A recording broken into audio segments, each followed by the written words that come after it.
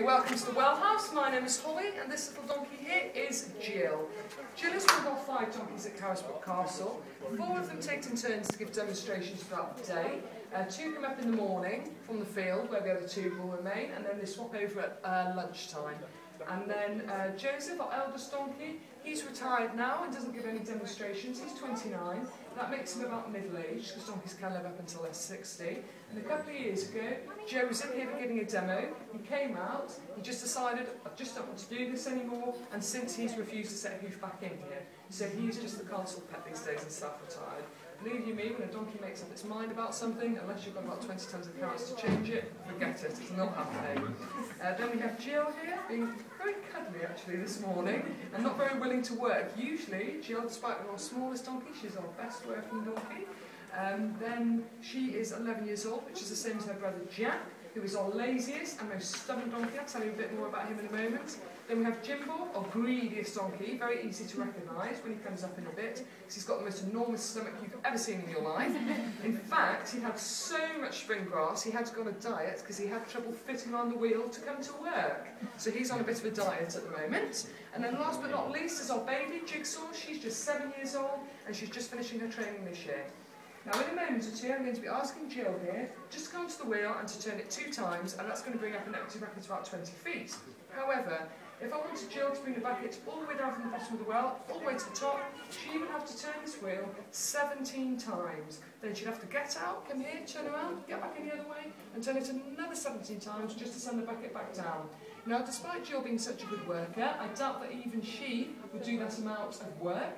Jack, her lazy brother that I was telling you about, I am lucky if I even get even 1 turn out of the wheel with him. In fact, the last time I worked with Jack, and I would like to say our donkeys never do more than 5 demos a day. That's 5 minutes work, usually about 3. Jack, the last occasion, he only had 3 minutes work to do, completely refused to do all 3. Nothing for it. I've got about 20 minutes late in the end, and people getting quite agitated. Nothing for it. He had to come and stand here, and Megan's here had to get into the wheel, and I had to give this demonstration.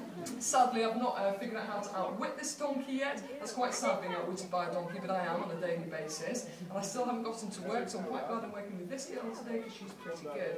Now, I don't expect many of you have made it up to the keep yet, as it's still quite early. But when you do go up there, well, please do. The views are absolutely extraordinary. Despite the 71 stairs, you've got to steep stairs, you've got to get up to see the views. But once you've recovered, the views are lovely. Also, that's the site of our first well. A little earlier than this, it dates back to 1070. And then, like this well that relies on spring water, the well at the top of the keep, the only way it can fill up is if it rains enough, that enough water seeps into the well, and then it would fill up. Of course, it ran dry constantly. And in 1136, the castle was being attacked by King Stephen from Southampton, and that's exactly what happened. The well failed, and they couldn't sustain themselves or the army within. They had no water to drink, so they were forced to surrender the castle without much of a fight at all. So, of course, King Stephen, when he came here, the very first thing that he did was set some of his prisoners to work to dig this well. Now, it was just 2 prisoners that dug this well, no mean feat at all, and it did take them just over a year to do, but it's 161 feet deep, that's 49 metres. The masonry that you see at the top goes down 16 feet, beyond that it's 100 feet of solid rock,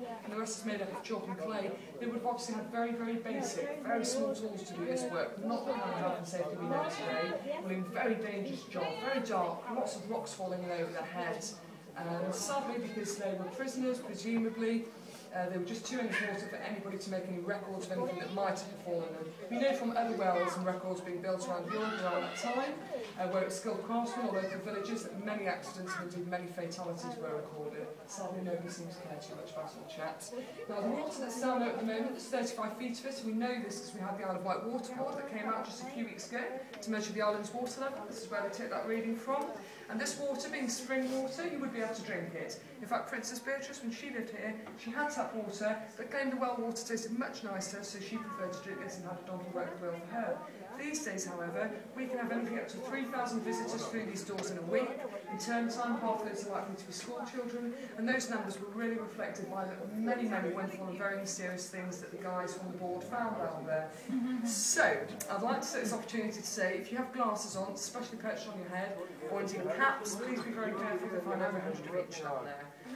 Amongst many other things, they found dozens and dozens of bags, purses, jewellery, about 1,000 cheese sandwiches wrapped in cling film, and honestly, truly, they found 2 parts of sets of false teeth down here as well. So personally, I really wouldn't want to drink this water, just in case, when I went to drink from my cup, some false teeth fell out of there. They were only down there for about 20 minutes, said there were about 2 more sackfuls of things to come out. So we're very sad here at Carisbrook. It's something we're most excited about when they come back in a few weeks, just to see what else the well has claimed. Now, the wheel that you see before you, it's the 3rd wheel that's been here at Carisbrook. It's still 424 years old. In fact, this is the wheel that King Charles I would have seen when he was in prison here. It's 15 feet 6 inches in diameter and made of solid oak. It's incredibly heavy. It weighs in at just under 2 tons. The spindle, that's made of a lighter wood chestnut, but does have a core of iron, and that weighs a 1.5 tons. So we're talking 3.5 tons of weight here.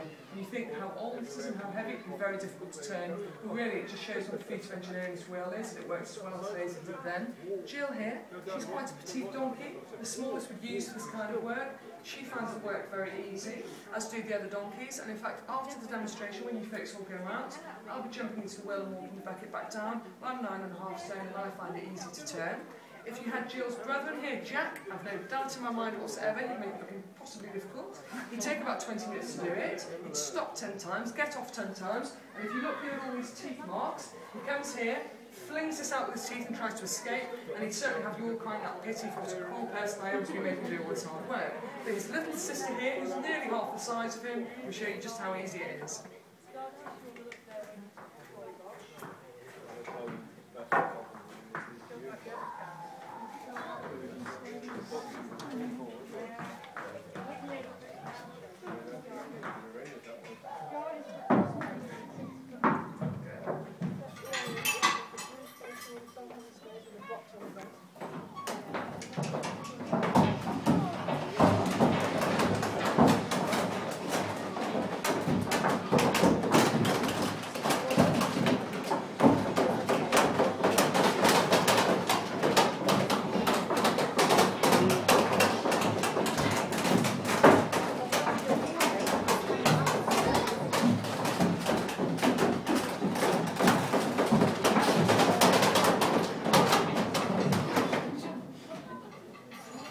Timing, so if I carried on any more, she would flick that all over you. Now then, what do we think? Do we think that deserves a treat? Did she make any well? I think she thinks so anyway.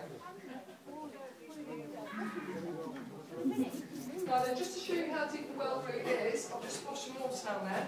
As I said, it's 161 feet, it's 49 metres. This really does put it into perspective. In fact, if I can get you guys at the front here to help me out, I think it takes 5 seconds for it reaches the bottom and you hear a splash. It's on the right. Ready? Go.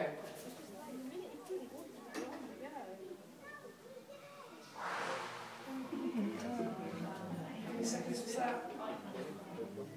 Nobody doing any counting but me, or just the adults? Fine, I'm going to do it one more time. This time, just to make absolutely certain, I'm going to introduce a very, very scientific method of counting called the donkey count. We'll do it out loud. Ready? Go. 1 donkey, 2 donkey, 3 donkey, 4 donkey, 5 donkey. There you go, ladies and gents. That is the end of the demonstration. Thank you very much for coming. Please enjoy the rest of your visit here at Carisbrook.